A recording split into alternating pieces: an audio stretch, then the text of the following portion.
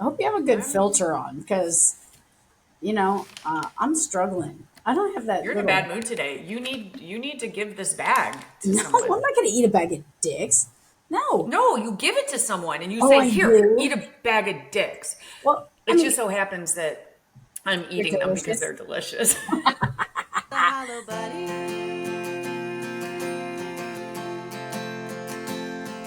And we all feel hollow sometimes. Welcome to the Hollow Bunny Leadership Podcast. I'm Kristen Ziman, and I'm here with my tardy but terrifically talented co-host, Sylvia Moir. She is in a cranky ass mood today, and we're gonna unwrap that. I'm gonna pull you out of it. I'm gonna get you out of it. I'm just gonna sit over here and just eat my gummy bears, and I'm gonna make you happy. So, all right, let's talk about it. You and we did this thing. We went to Wait, the World Business wait. Forum. We're not getting the World Business Forum before I say. I've said before, you are like sunshine wrapped in human skin. So I'm already coming out of it. It's just been I a know. I really feel tough, it. tough, I know. tough, tough day getting here. I know. Okay. I know. You know what? So, Here, do this. Let's just, we're going to do a little, just one rescue breath, babe. Just get that in. Get that in. Ooh, yeah. Okay, now breathe out all the icky. Breathe out all the icky. you're the one breathing out the bag of dicks. I know. God, Which, they're so delicious. okay. I know. I mean, it's just they're gummies, and gummies are just Okay. delicious. But Okay. yeah. Okay, Now, but let's launch talk World about. Business Forum 2025. Let them know what we did, and then I want to pull out this one specific piece. Okay, hold on. I have to swallow my gummy bear. I It's mean, not a gummy bear. so this is an investment that we make in ourselves every year. We go to the World Business Forum Yep. because thought leaders in one location. Craziness. This year's lineup: Brené Brown, Seth Godin, Adam Grant, James Patterson, the author, James Clear, Scott Galloway. Crazy. Renee Richardson, she was new to us from MIT, the MIT Oh, professor. super She smart. was awesome. Awesome. Yeah, crazy. Oh my gosh, Uh-huh. I just love like smart people. Like it just, like that's what it was. It was like this place with all of these smarty pants. And so you and I go and we invest in it. I love to learn. You love to learn. So we show up there every year and we soak it all in. And I also love to study them and the way that they speak because, like, I like to, get some tips from other keynote speakers. But they're not really considered keynote speakers. Like, they were smart first and then they started keynote speaking. And so, like, keynote speaking is just a thing that they do to, like, I guess progress their work. But I guess that's what all of Yeah, us do. Like we for figure things sure. out and we share them with the world. Okay. For sure. Yeah. But it was awesome. We were geeked out. It was so great. I mean, let's start with Brené Brown real quick, just because she is as advertised. Oh, for sure. For sure. And when she talked about operationalizing values, that freaking hit me like an existential pow. Because Can to we talk first though operationalize about value, it's like that needs to be your values need to be on in the work that you do. And I thought that was really, really cool. Really cool. you actually brought this into a really great moment yesterday when we were just chatting on the phone and you used that operationalized value. It's basically, to break that down, it's staying true to your values, aligned with your values, but the term op op operational, like it's action. I I was mean, gonna make it's a just joke. Like, do I you know. have you know what stuck in your teeth? But yeah, I do. I know. but that shit Yeah. would be fun.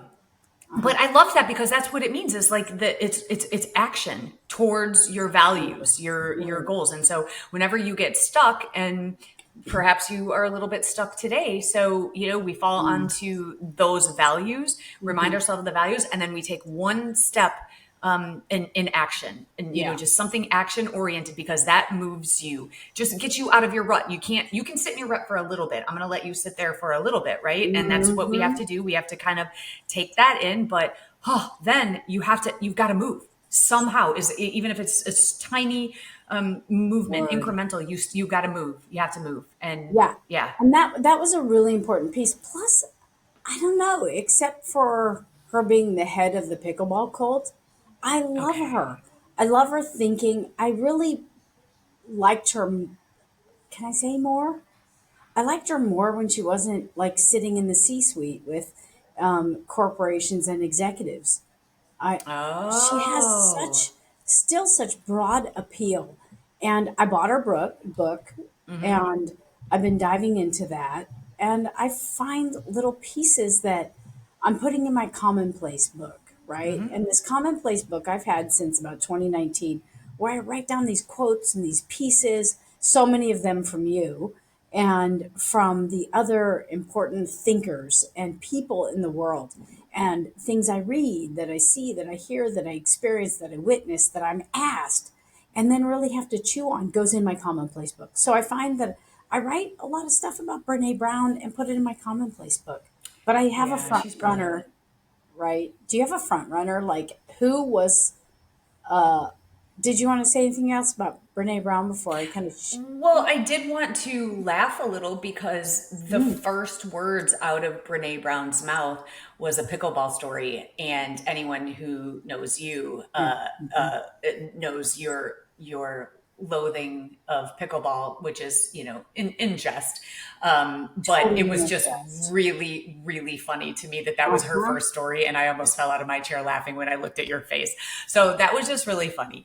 The other thing I do want to pull on, I love what you brought out about Brene, and we'll just maybe hit the highlights. But she talked a lot about leading with fear and Mhm. how that is, and this is what we talk about this a lot as leaders. Do you want to be loved or do you want to be feared? And it's that Machiavellian notion who said actually it is effective to be a leader who instills fear in their people. And the reason that that is effective is because it scares people into action. They are afraid of what you will do to them if you don't fall in line.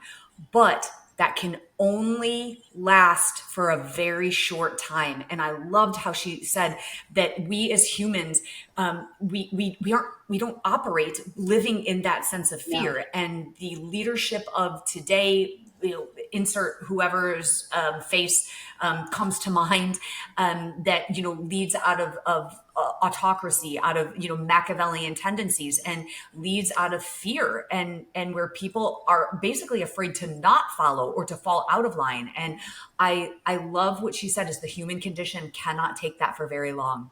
Loved that. Right. I wrote it down as fear has a rapid dissipation. It Yes. dissipates. So it is like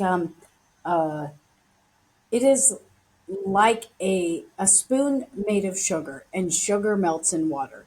It's like you Hmm. can stir the pot with it, the fear ladle, the fear spoon, but Hmm. it is going to dissipate. I found that incredibly powerful.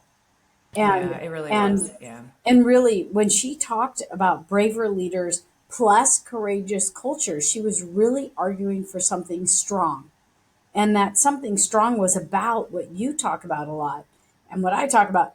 uh, Candor is courage, and she talked about Hmm. tough conversations, and then and about, there was so much that's resonant in your work about disrupting, and it is disruptive in some ways to have tough conversations.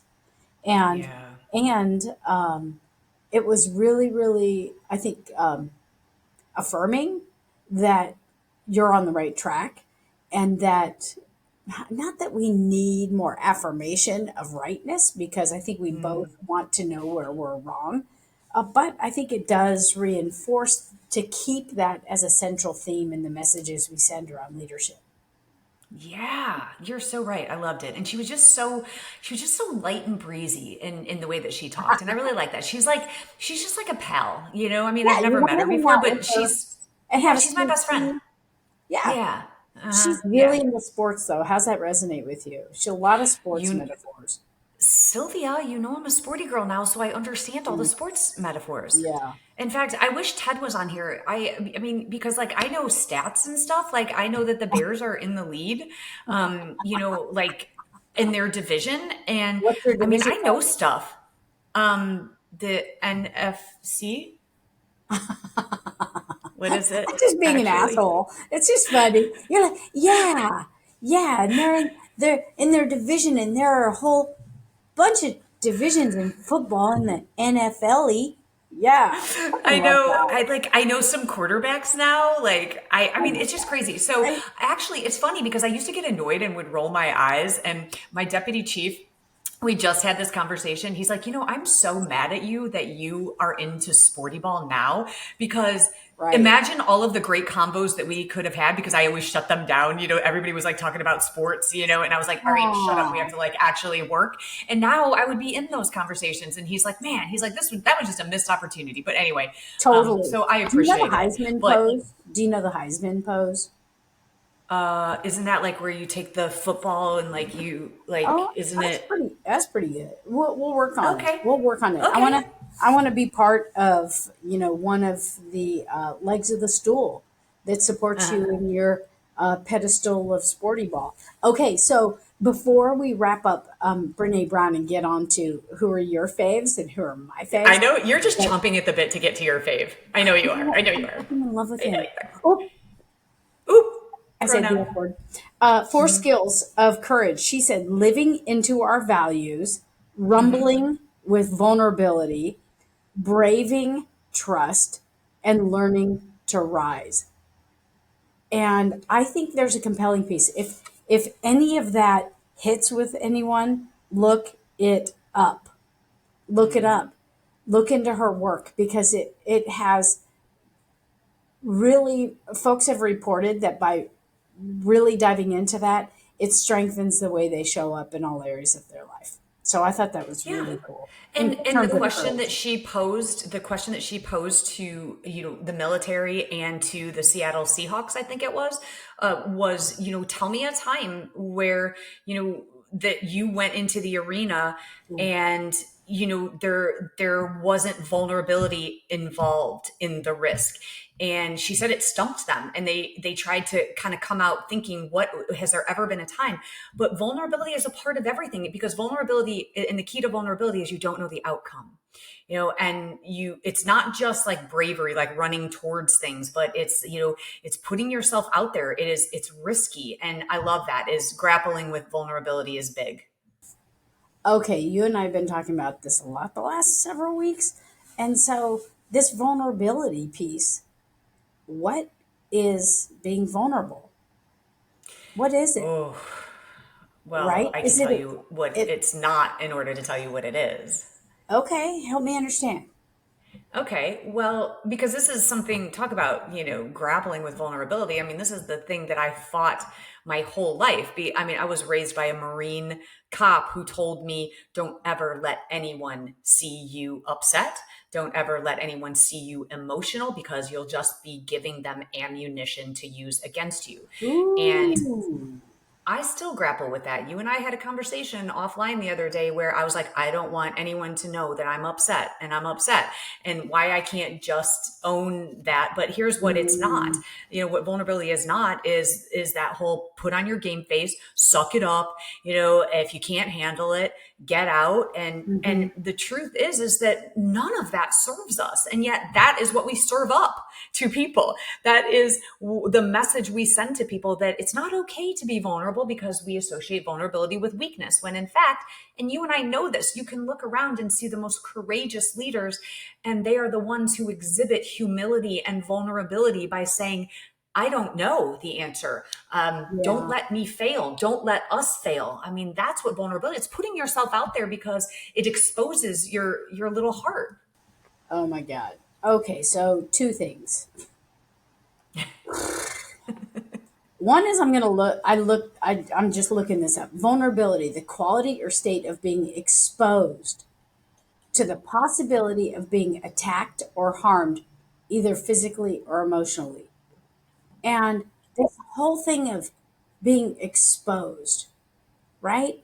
I think I described to you this kind of path I've been on this past several weeks where I have repeatedly exposed myself to the possibility of, I thought it was being being nurtured, being heard, being understood, to have compassion for me, to have empathy for the position. And what ended up happening repeatedly was that vulnerability, that exposure, the person took it and added it to their arsenal of how to damage me and that they were right. And I thought, That's the risk. ooh. And so, That's why it's risky. That's the risk. And so here, what's the alternative? So let's unwrap that. Let's unwrap that. You did the thing that exposed you. yes, You fell upon the sword and said, yes, yes, I understand. And you held a mirror up and said, here is where I could be better. Here is what I yes, am working on. And yes. then that invites the other person to then receive that in one of two ways, one of which is to be Hmm. very gentle with it, and to also expose some vulnerability on their end as well. Yeah. That's usually like the reciprocity that comes, but that is why it is a risk, because when you put yourself out there, and it's just like saying, it's like the first person to say I love you, and if they don't say it back, you've put yourself out there, and you may not receive that. Did you And say that it first or did I? Remember, I love I you, think we said it friend. at the exact same time. 1, 2, 3. I love you, I love friend. you. Get my bra I out of think the we did. freezer. We're gonna have a pillow fight. Yeah. Okay, but I'm not letting you, Yeah. I'm not letting you escape this, because if the other person then isn't gentle with that, and then takes it and turns around and re-stabs you with it, well, here's the challenge, is that you could take that and you could allow your heart to harden, and you could say, Right. never again will I be vulnerable, and never again will I trust someone. And absolutely, that is an Not gonna do it. alternative. That's an option, and you would never, you are incapable of doing that. And so, you know what, your little heart is gonna, it's gonna get stomped on, Yep. and but you're gonna put it back, and we're gonna make sure that it's okay, because you're gonna lean into the vulnerability, but you're not gonna stop doing that. But so many people do, and Well, that's the risk of vulnerability. and here's what some people would say. Here's I'm guessing what some folks would say. Why did you allow them to do that? Why did you allow them to weaponize it? It's like, wait, what? So there is to know that this is a willingness to be emotionally open, to be honest, to share thoughts and feelings and needs, even when it carries emotional risk. I'm willing to continue to do it. But then at some point, some therapist is going to say, why'd you allow them to keep Can we doing talk this about to you? that? What is Yeah. that? Okay, Wait. okay. Wait. I just had a little light bulb moment, because are we talking about the definition of insanity? Where you keep allowing someone to harm you over and over again, you expose your vulnerability, and they keep stabbing you, and then you keep doing it over. If that's Oh, what we're yeah. talking about, then I That'd agree be with the okay. therapist. Oh, yeah. But that's That'd be not okay. No, but that's not what we're talking about here. So when you have someone for the first time, where you have, shown that vulnerability to say, I am going to do better, and expose perhaps even some blind spots in myself, and you say that, and it is used against you. In our profession, we call that a clue. That is the whole trust thing, where what I say to everyone is, how do you know if you can trust someone? And the answer is simply trust them. And if they are Do it. irresponsible with your heart, then you know that you cannot trust them anymore. And then becomes the definition of insanity, where a therapist could step in and go, why do you keep allowing them to do that? That was not the case. So No, help me not in understand this. that. Not in this example. When you have Yeah. uprisings in relationships, okay, personal, parent, child, husband, wife, Everywhere. all the places where we are, work. Yeah, I agree with you, and I guess I was too strong in my language. I think there is a tendency for some people to say, well, if you do that, you are labeled as codependent. You're going to, or whatever the psycho lab babble is, right? not psychobabble, because I respect therapy, but I do think there's a Good saturation. catch. Right? What? It's a good catch. It's a good catch, but it's actually Way to genuine. I backpedal. really respect. I I know you respect the do. I know you profession. do. Um, but I just think, I do think that those that then weaponize the vulnerability and put it in their arsenal as evidence that they're better than you or you're, whatever. I just think it is so cruel. It's like, who the fuck would do that? Oh God, I Right. said two F words. Okay, so I'm -2. I'm going to make amends. And who the heck would do that? And I just Yeah. think, wow, if somebody does that, they should really, how did I treat this person's willingness, given the risk? How did I treat it? And that's what I do. But being in space with people that don't give that same kind of, don't have that natural empathy is, oof.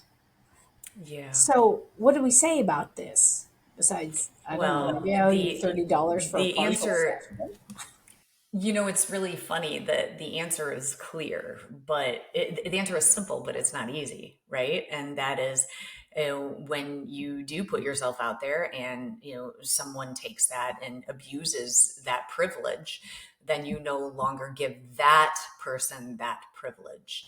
Right. So that's the answer. But once again, it's simple, but it's not easy because we're, the relationships that we're entangled in, Yeah. it's a lot more difficult, to say, okay, goodbye, never mind, because we are kind of built for forgiveness and for second chances. And we're also built not to quit. That's that part of resilience and Oh, grit in us. Yeah. say more And about that because some people say, yeah. "Ooh, girl, you stayed in too long." You hmm like talk about that. We Well, are. We're listen, human. I've got no credibility to talk about anything. I mean, I'm no therapist, but here's what I do know is that, we do resign ourselves to this idea that we're quitters or we're giving up if we give up on this relationship and we should continue to fight for it. And it's a lot more difficult and nuanced because there's a sweet spot to fighting for things and knowing when to walk away, and knowing when to quit is honestly, I think, one of the best superpowers that we have, whether it's our job, our bad relationship, whatever it may be. Ooh. But instead, we're hardwired to just continue to fight and to endure, and also to mind fuck ourselves. I didn't give up the F word. To mind fuck ourselves that things aren't that bad. It's like we build ourselves in this jail cell and we decorate. We put curtains up and we add some shag carpet, and we try to tell ourselves, okay, I'm fine, it's comfortable, and really we're miserable. But it's this. I don't know if it's just ingrained in us that or that we just don't want to give up so easily. But gosh, sometimes the best thing you can do is walk away. Do you remember what Brené Brown said in this space on this stage? And my mouth hung open. She said, "I will betray myself last." Mm, And you wrote it down. I wrote it down. I went, wait, what? And I have been churning on that, chewing on that since that day in early November. And wow. And so I've really been doing this work. It's like, what is the narrative I'm telling myself? I'm the author of my story. I'm the architect of my life. And what is the story I'm telling myself? And what if I could edit the next paragraph to then become this next paragraph of my life? If I could edit self to write this paragraph about what it would look like, how do I write that? And what keeps coming up for me is I visualize looking at you in that moment, and my mouth was hanging open, and you went, huh, I will betray myself last.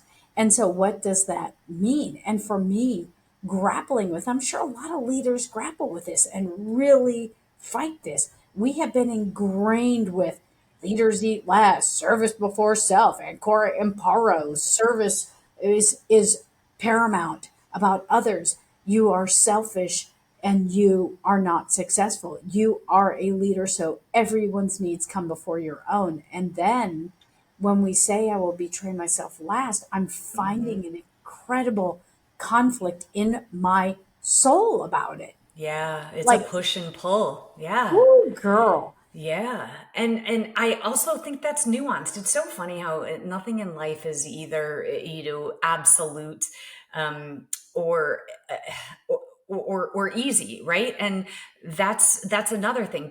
I will betray myself last. And if you break that down into the literal sense, it sounds selfish. It sounds, as though I only care about me. But I think what we have to do is go back to the whole notion of taking care of ourselves and protecting our peace, whatever that may look like. And Sure. as for in leadership, it's complex in that sense, because I really do subscribe to the idea that that our people, we have to put our people first. So I think of that, of Brene, I will betray myself last, in more of a personal, interpersonal context. And I could be wrong about that, but that's how I took it. And the reason I think is just because sometimes, I will be naive, and I will, enter into bad, business relationships, or I will be the people pleaser and I don't want to say no to this. And I know that I should. And so that is where I think about it. I think it is a very personal thing, an interpersonal thing of betraying yourself last. But I think you can be both. I think you can, you know, not betray yourself, and I think you can also still give to others, if that even makes sense. Yeah, I don't pretend to have the answer because this, in this friction and tension in life and grappling with this is where the growth lives. And so Yeah. I haven't arrived at a knowing around this. It certainly is a piece worth chewing on and really sitting with. Yeah. Yeah. Well, and that tees us up for, it's funny because the person that you wanted to talk about so badly was who? Adam Grant. Adam Grant. He's just is Okay. I mean, he's my Uh, boyfriend. he's your boyfriend, and I want him to cheat on you with me because I'm in love with his Okay. brain. I'm in Uh-huh. love with his Yeah. heart. Yeah. He's an agreeable Canadian. As I understand, he is fantastic. And what I want to talk about is when he discussed a challenge network, and he put up Mm-hmm. a this really cool cartoon. If you recall, there's a long line of people and two tables with signs on them, and there's a long line going to one table and no line in front of the other. And so Mm-hmm. imagine in your mind's eye two tables and a long line, and that long line is standing in front of the table that says comforting lies, Yep. comforting lies. And the other says unpleasant truths. And there's a long line of people in front of comforting lies. Yep. And there's no line in front of unpleasant truths. And he was talking about a challenge network. And I pulled up his book and I looked at my notes inside, and I had created my challenge network, of which Mm-hmm. you and Tunny obviously are in the challenge network because you will give me the unpleasant truths. Do you Yeah. remember that cartoon? Oh, totally. Absolutely. In fact, I took a picture of it with my phone, with him standing in front of it. I loved it so much. And what he was talking about is that disagreeable giver, the person who has your best interest in mind at heart, but will always tell you the truth. It's what we always say is, do you want me to tell you what you want to hear, or do you want me to tell you the truth? Because sometimes we need to be handled very gently, and sometimes we don't want to hear the truth. And so we have to respect that. Sometimes we're just not ready to hear it. We just need to sit, in the mud for a little bit.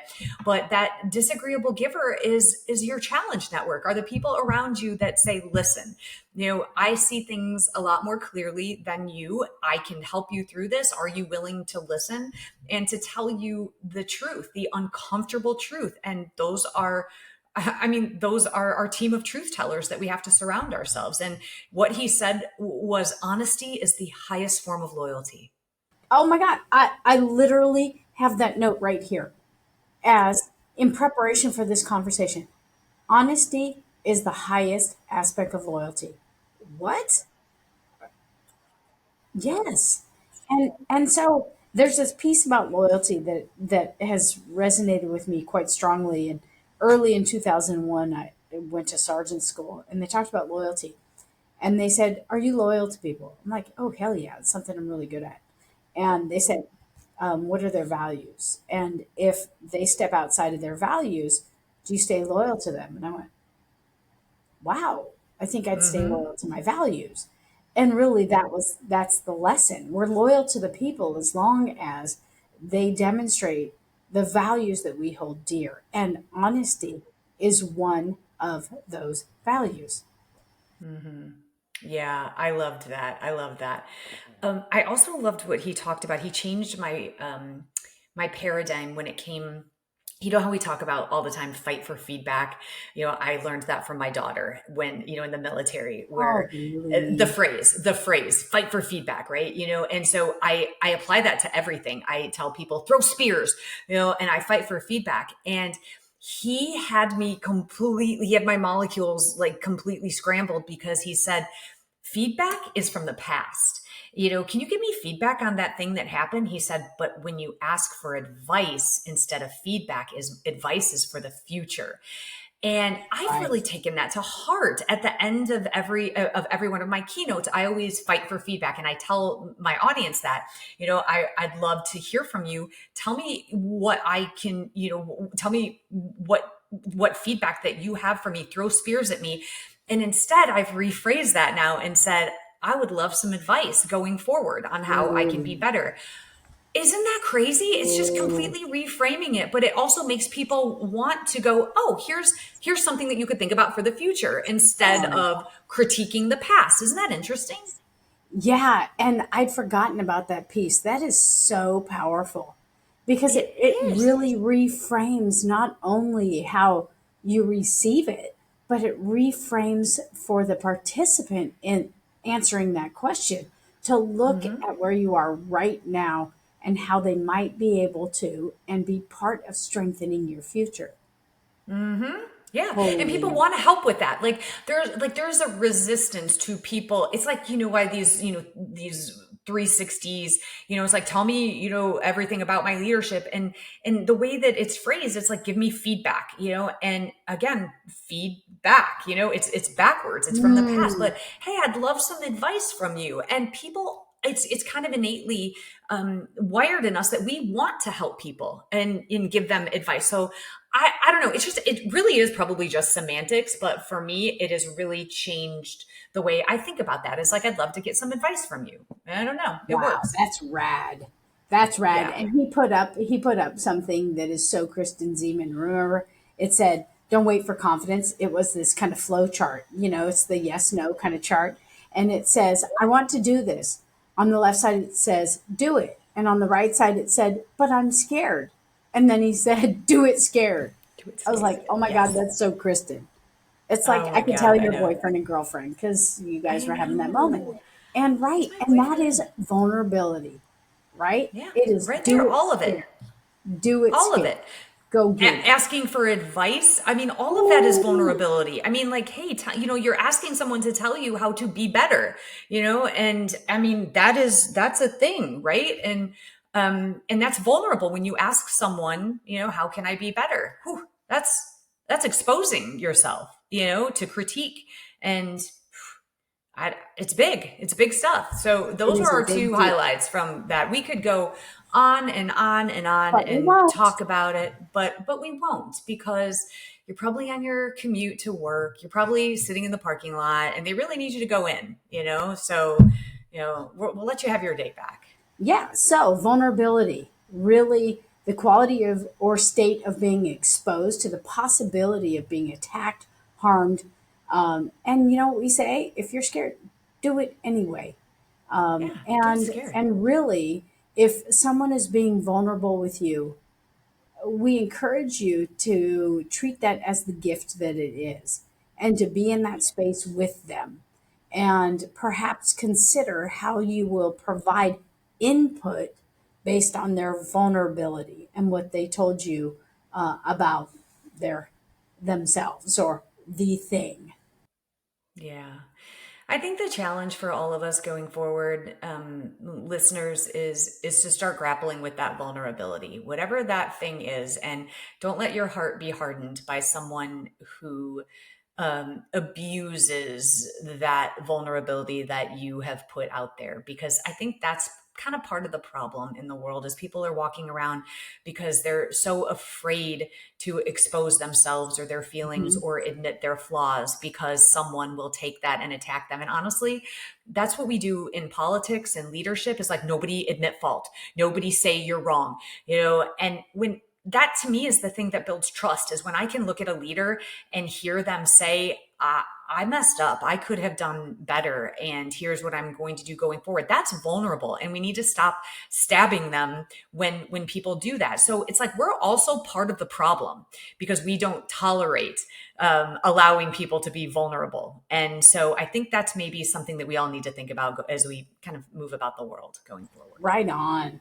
Super hope this filled some already solid bunnies and you find a little nugget to chew on and then operationalize and take some action on behalf of yourself and your leadership journey. That's it. You guys, if you like what you're doing, show us some love, subscribe, like. Oh my God, Sylvia, I didn't tell you this. Spotify just came out today with, I don't know if you got it, but if you are a subscriber to Spotify, it will give you all of your How old top are you? songs. How old are Guess you? how many? No, guess how many screenshots I got of people showing me that Hollow Bunny was their number one podcast. Swear for What? God. Yeah. Is that And crazy? Is I that crazy? love that. Love I it. It know. also In tells you your fact, listening age. How old are you? I haven't even checked mine. I just got screenshots of people that sent me that Hollow Bunny. And so I said, I'm going to send them a mug. In fact, they said that Hollow Bunny and the Disruptors Creed were their top 2 listening podcasts. So I was like, I got to send you some merch. Is one of So them Adam anyway, Grant? no, I don't think he Did knows he? I exist. Did he? No. I think he knows. He knows. And I'm in Thanks love for with him. saying I that. think we can be a thruple Oh my God, let's be of a throuple. intellectual Right on. curiosity and contribution to. Yeah. Just like a cerebral throuple. Okay, I love Yes. that. So anyway, what I was saying was subscribe and like and review and spread the word. You can follow us on Instagram, Facebook, and YouTube. This podcast is produced by the incomparable Ted Madden, and the music you're about to hear was written and performed exclusively for the Hollow Bunny podcast by my handsome and talented son Jake and his friends Fabian and Zoe. And if you don't like our podcast, move along. There's nothing more to see here. Mm-hmm. And remember, keep filling your own bunny and add substance to others. Bye, everybody. Bye, everyone.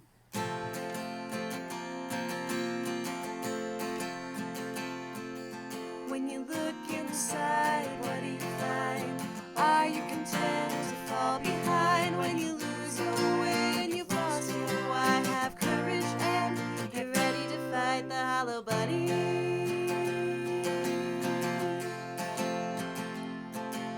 When the way ahead is covered in smoke and you're tired and scared and you're losing hope, you'll open your heart and your eyes to see a challenge and a question, why not me, to fight the hollow bunny.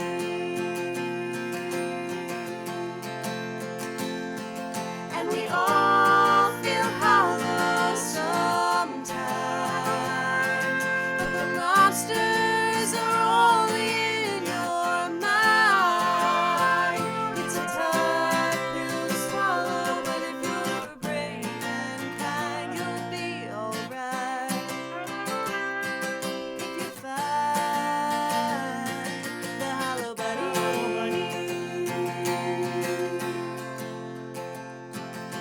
When the challenge ahead scares you to death, you tame the imposter inside instead. To change the world, you've got to start small. It takes a leader to say, I don't know it all, and I know I'm gonna fall, but I'll pick it up and come back stronger, failing forward and moving on. We're doing the hard thing and the right thing, forever fighting the hollow bunny.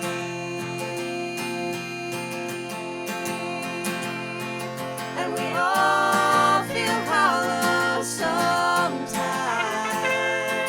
but the monsters are only in your mind. It's a tough pill to swallow, but if